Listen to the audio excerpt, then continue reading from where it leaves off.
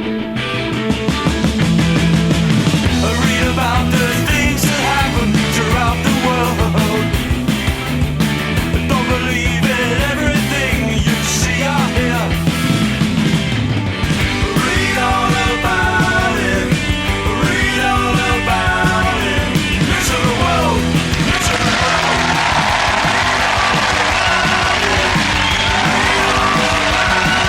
Listen to the world. Listen to the world. Hello and welcome to Mock the Week. I'm Dara Breen. Joining me this week are Andy Parsons, Andy Osho and Miles Jupp, Chris Addison, Hugh Dennis and Milton Jones.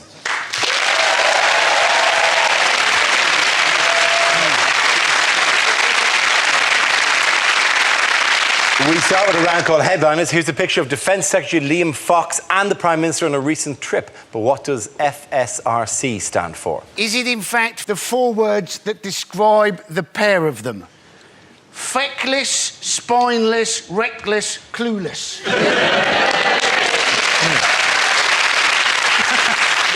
No, it's not.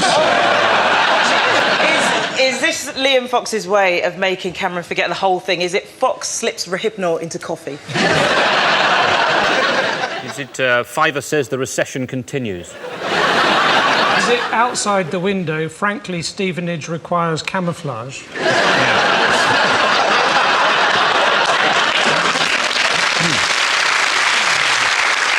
Is it Fergal Sharkey and Richard Clayderman? I haven't got my glasses on, to be honest. Is it a professional qualification? Are they both fellows of the Society of Right Cocks? So we're just going for abuse now, are we? Is it Frank Spencer and Roy Castle? Not recognising them. Yeah. Somebody tell them who they actually are and we can save a lot of time. Okay. Yeah. Is it Frank Sinatra and Ray Charles? It's none of these. If I can give you a clue, it's not just 2 names of any random people that begin FS and RC. Quite simply, is it Fox's sake resign? Come on.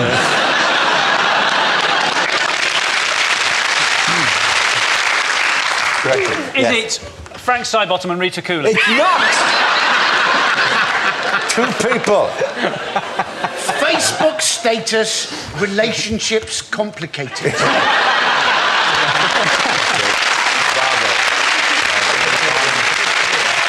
Okay. Please, I'll give you a clue. F stands for Fox. Fox scandal rocks Conservatives. Thank you very much, Hugh. Very good. Yes, the answer I was looking for was Fox scandal rocks Conservatives. This is the news that Defence Secretary Liam Fox has been forced to explain his conduct following allegations that his working relationship with best friend and former flatmate Adam Werrity broke the ministerial code. Dr Fox faces a storm over the affair and has apologised to the House. Why is Dr Fox in trouble? He's in trouble because he has his best man, his best mate, has been using a card which says advisor to Liam Fox. And you're thinking, if he was genuinely an advisor to Liam Fox, he is the worst advisor ever, because his first bit of advice should be, you should be having nothing to do with me. I'm really going to knacker your career. What's his name? Adam Werrity. It's very difficult not to say that as Adam Werrity. All day I've been doing it like he's Elmer Fudd. Adam Werrity, Adam Werrity. Where was the fox? I am Adam Werrity.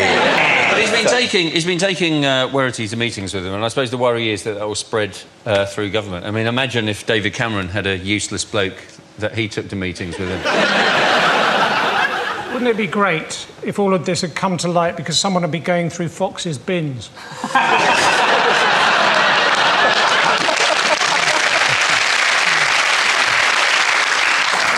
Fox has been doing that classic thing of acting all surprised. Well, there appears to have been some wrongdoing. You know, he seems surprised that Werrity was there. I'm beginning to suspect that Fox actually thought Werrity was his imaginary friend. I'm just surprised that the rest of us could see. What? You can see him? Can you see the giant rabbit?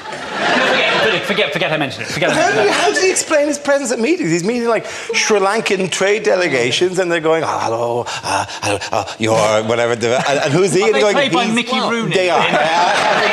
Hello, we from Sri Lanka. We know we're in know what people think. I can tell, right? This is foreign. Nonetheless had a meeting with the Secretary of State for Defence and went, who this guy? And he went, he's a friend. OK. And I was fine. And then what do you do? Sit at the end of the couch quietly. Don't mind me. I'm Wewity. I think that's just the noise he makes. Wewity. No, it's me. I'd imagine his catchphrase is, I'll just be here. And then occasionally he's leaning forward and going, do you have another Jaffa cake? And the Shrag is going, oh, Jaffa cake. Jaffa cake. We know here of Jaffa cake. Strange foreign cake. If they go, and then they go to the meeting and you can hear every time the door opens, oh no, Jaffa cake! Furiously Googling Jaffa cake. He invented Jaffa cake from first principles. Jam! What jam? Just there stuffing his face. We can only speculate that this is the way the meetings went. Liam Fox has set up his own investigation at the Ministry of Defence into his own conduct. I hope he asked himself some pretty tough questions. Yeah, because he's basically got his mate from the MOD to investigate himself. So I'm thinking, this guy or whoever's doing the investigation will not be allowed to find anything wrong. If they do, they're going to wake up in Guantanamo, aren't they? So they're being surrounded by 4 Asian lads from Birmingham going, at least you know what you're in here for. We've been here since we were 5.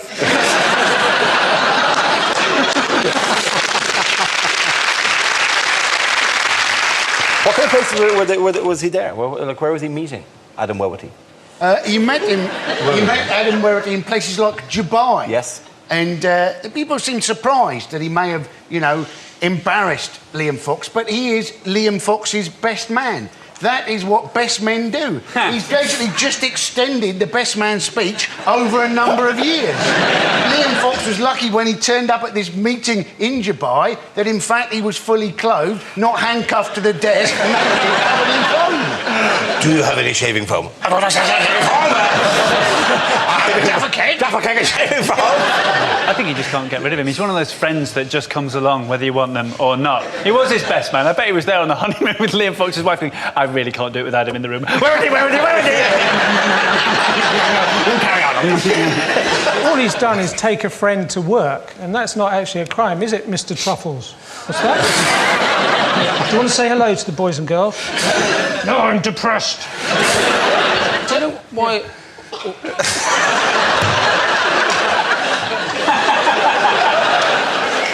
If you hadn't got that joke in, how long would you have kept the carrot in your pocket? It's been there since last series. We've all got work for our best man, haven't we? I mean, who was your best man? It was Ed Byrne, but I'm not saying that he got kicked. He's never appeared on Mock the Week, has he? Independent role.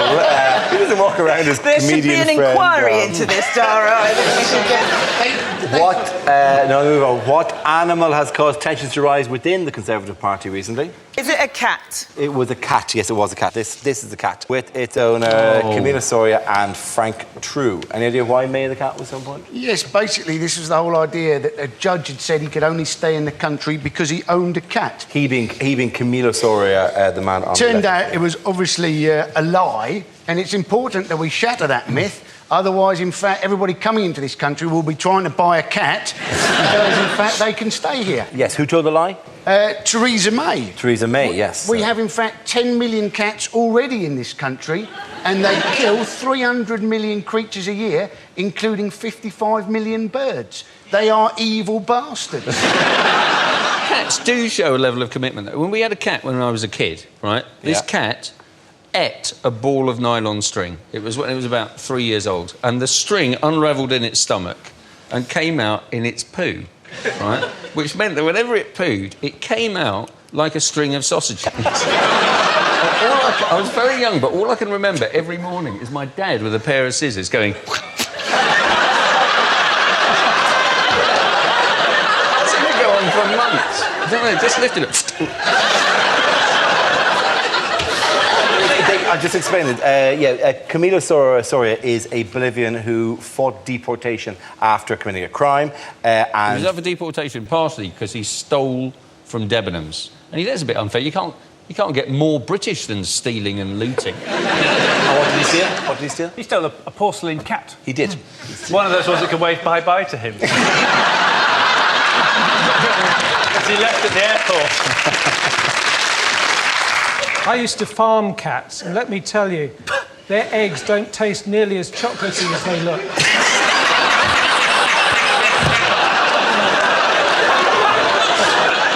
Okay, and the points go to Mars, Andy and Andy!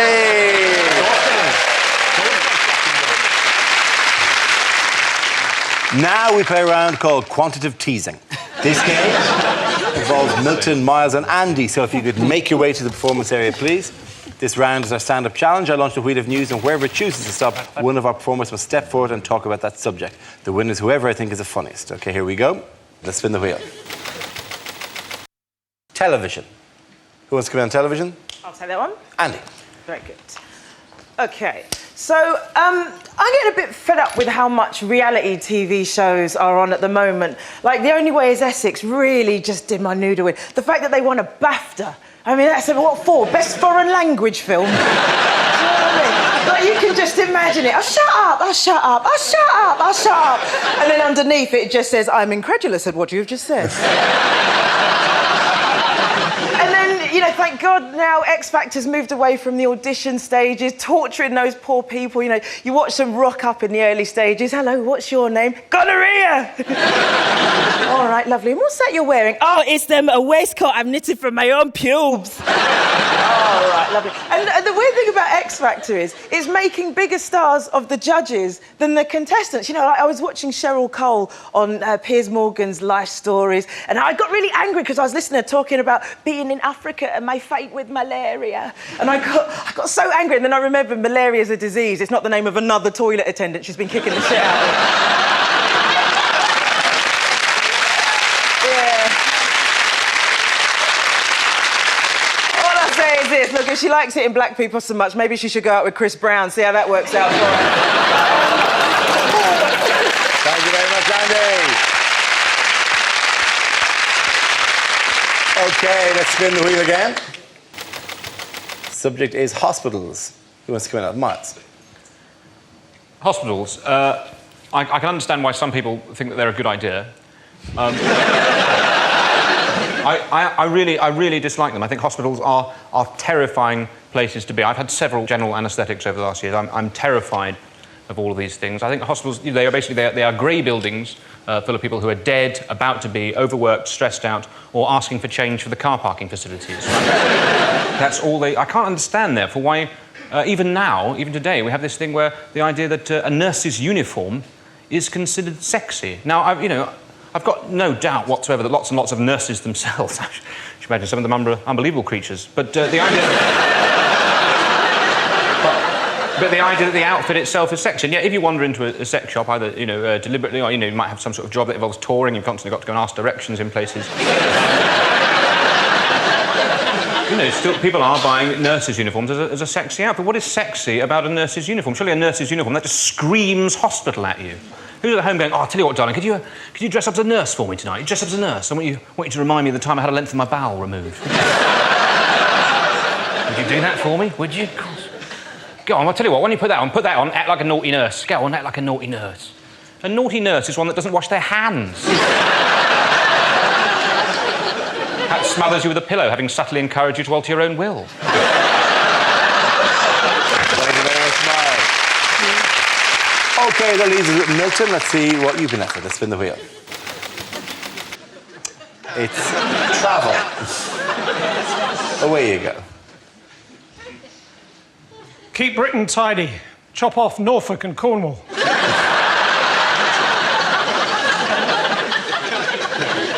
People from New Zealand don't like being called Australian, do they? Oh, no. What people from Britain don't realise is an entirely separate culture. There's a great big sea between the two places. What people from New Zealand don't realise is that we in Britain don't care. I've just come back from Holland. When I was there, I was in a fish restaurant, and the bloke on the table next to me began to cough, so I ignored him. Then he began to cough a bit more, so I still ignored him. Then he began to choke really, really badly, so in the end, I stood up and I smacked him on the back really hard. And anyway, it turns out he was just speaking Dutch.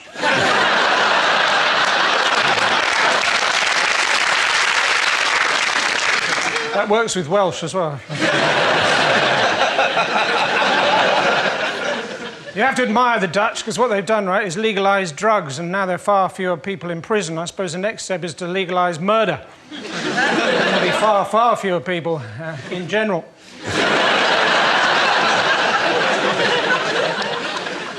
Sometimes, though, it's difficult to know if you remember something or you remember the photograph of something. I think my earliest memory is of being in America, standing over an air vent and my skirt billowing up. That's not a very technical direction here. Well done. Points there to Midland Jones. Come on back. Our next round is called If This Is the Answer, What Is the Question? On the board are 6 categories. Andy, which category would you like?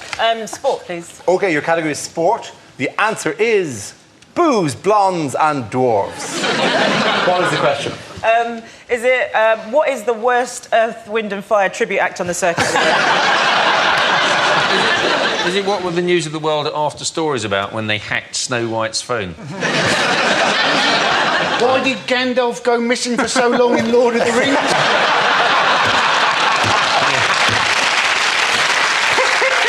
Is it what's under this desk? What's under this desk and eating a carrot at the moment? There ain't no carrot. Is it what are the 3 badges they've introduced to stem the decline in membership at the Cubs? Is it what is the most common mishearing of Dutch Prime Minister Boes Blondendorf's name? Is it what was on the conveyor belt in the Generation game, Too Hot for TV? Contents of the best ever Kinder Egg. Is it things Ashley Cole's been sick on? All based on facts, people. Is it what are Carrie Fisher's main recollections of filming Return of the Jedi?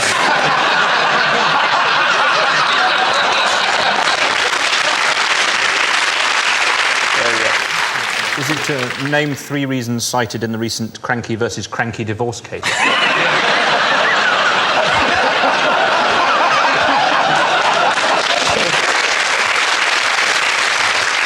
What were the 3 weirdest things that MPs tried to claim exclusively?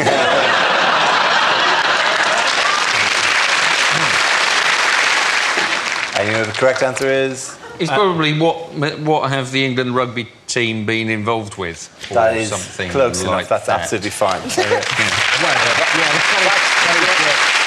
The question I was looking for is what might the England team be best remembered for after this year's Rugby World Cup? England's World Cup campaign came to an end on Saturday when they were knocked out in the quarter-final in Auckland by France in a 1912 defeat. This saw a number of on- and off-pitch scandals with the team's boozy night out at a club which featured dwarf throwing, attracting widespread criticism in the press. And unbelievably hilarious nonetheless. It wasn't just dwarf thing, it was leprechaun night. I feel sorry for the dwarves. They've had it up to...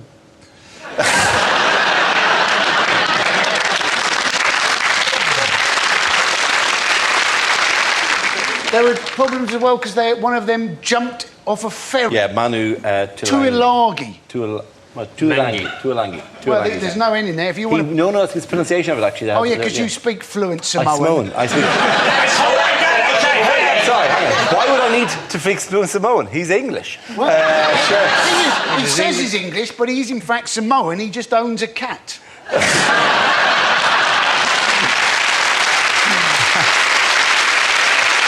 In other news, what might we be facing this winter? Winter. Yes. That is genuinely the big news this week. Apparently winter will be coming this winter, and we should watch out for that. Because it might come as a huge surprise to people. They're worried about this lack of solar activity, because they're saying that the same last year. We had a very cold December, coldest for 100 years. A lot of our airports were closed, whilst, in fact, the airports in Alaska and Moscow were still open. So they're saying what we should get is a heated runway. And you're thinking, environmentally, that's got to be terrible. But also, it'd be dangerous, wouldn't it? If they're worried about all those birds flying up into the engines, think about it, a heated runway, there'd be cats curled up all the way around. The other thing we used to do with my cat... It wasn't wait till he had a particularly big shit, do some skipping. Yeah. But my parents used to take it for a walk. They used to take it for a walk on a lead, on a 30-foot washing line. Is that what it swallowed? Yeah. Beginning to fit. I always dread asses. Where do they take him on the little walk? Oh, we took it everywhere. We took it on holiday. It went up, it climbed Penny Ghent in the Yorkshire Dales. Don't forget, this is on the end of a line. It wasn't because it willingly was. Basically, you're climbing it and dangling underneath you. Is it cat going, Did you ever get to the point when there was a washing line halfway into the cat and then halfway out, so the cat had basically 15 metres of... And then Why have BBC subtitles come under fire this week? Because they're wrong. They do tend to be... Why do they tend to be wrong, though? Well, the reason that subtitles tend to be wrong, often they're typed live by people who make mistakes. But I don't know if you've ever typed when the telly's on. It's very distracting. They were saying, weren't they? They're blaming it on this voice recognition software. And one of the examples was pigs apparently like to nibble anything that comes into their sheds, including wellies. That's what was being said. And it came up on screen, instead of wellies, they like nibbling willies. That has nothing to do with voice recognition software. That is somebody taking the piss in the BBC subtitle department. Yeah, there's any number of these. The Labour leader Ed Miliband has complained previously that he's been referred to on the subtitling as the Ed Miller Band. Viewers were so surprised to see that the famous religious leader visiting a local town was in fact the Archbitch of Canterbury.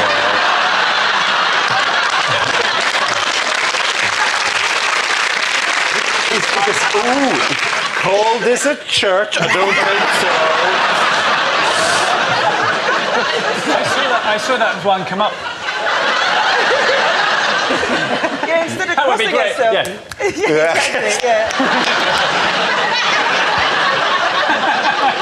Ain't no bitch become priest in my church.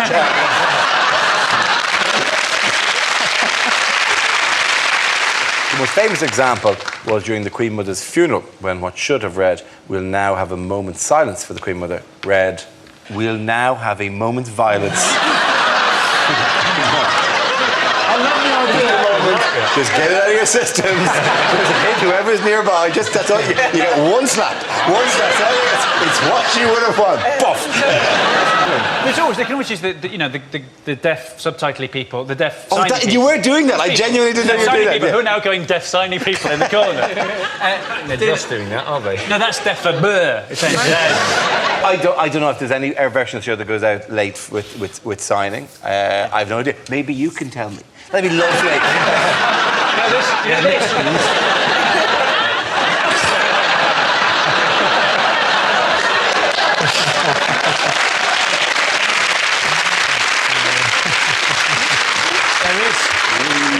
Please let that actually happen. What might we be tapping our elbow? Excuse me, I'll do that again. Excuse me. Why might we be tapping that, for fuck's sake? They'll see the subtitles coming up at the moment.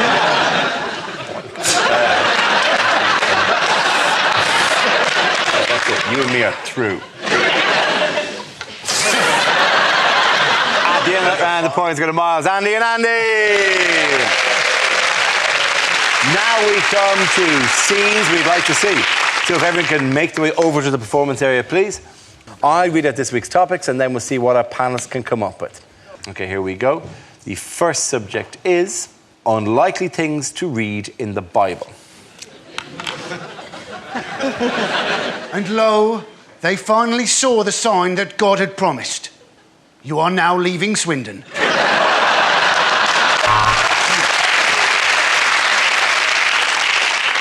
But when they got there, the tomb was empty. "Rikes," said Scoob.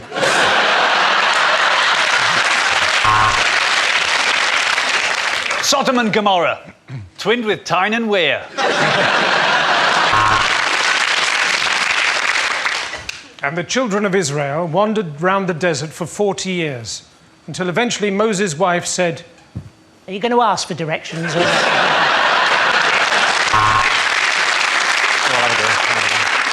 And Eve did realise that she was naked and she was ashamed. But then Gok Wan said, "Look, work it, baby, you look amazing." And Noah said, if it carries on raining like this, we're going to have to eat the unicorns. And Moses saw the burning bush and said to his wife, I think you've overdone that bikini wax again.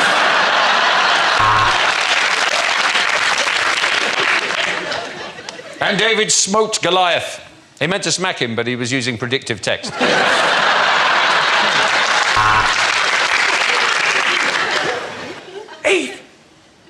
Eve, use fig leaves, not nettles.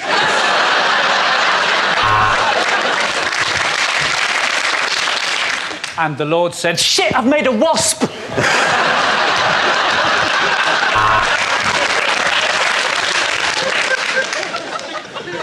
And Jesus saw a traveller in distress and said unto him, well, why don't you just leave Dale Farm and find somewhere else to live? And the Lord said to Gideon, take this book and put it in every travel lodge.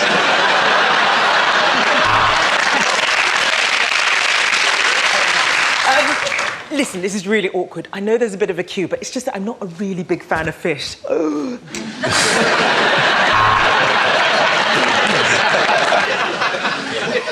There were only 5 loaves and 2 fishes. Never go to Lidl on a Saturday night. Okay, the next topic, please. Unlikely things to hear in a makeover show. Welcome to What Not to Wear. A welly on your cock. This week's Look Good Naked, starring Edwina Currie, is the last in the series. And was recorded shortly before Gokwan's suicide. Well, we started off by ripping up all the decking. Abandon ship!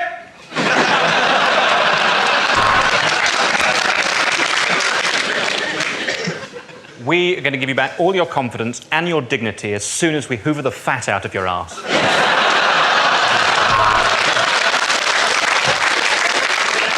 Michelle has got jowls, false teeth, and in fact, a moustache. But unfortunately, we're here to do up her front room, not her face. David and Jane wanted more space, so we've repossessed their house and they're living in the park.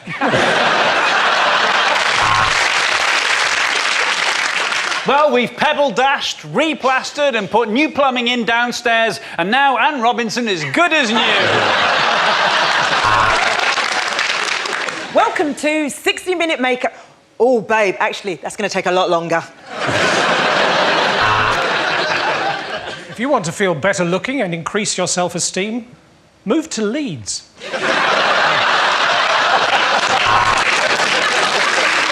And today on Property Ladder, we're going to show you how to break into a property using a ladder.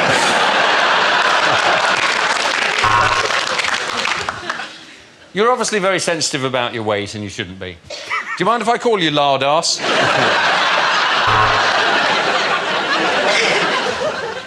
Well, Ian wanted a Renaissance look, so I've just set fire to a Catholic and taken a shit out of the window.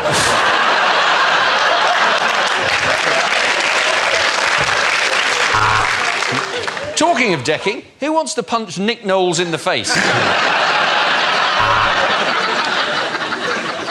Today on 10 Years Younger, we're going to try and squeeze 9-year-old Amy back up her mother's womb.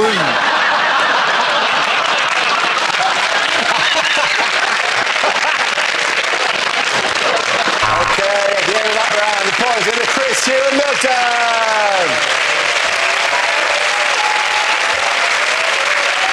And that's the end of the show. This week's winners are Andy Parsons, Andy Oshaw and Miles Jupp. Commiserations to Chris Addison, Hugh Dennis and Milton Jones. Thank you for watching. I'm Darrell Green. Good night.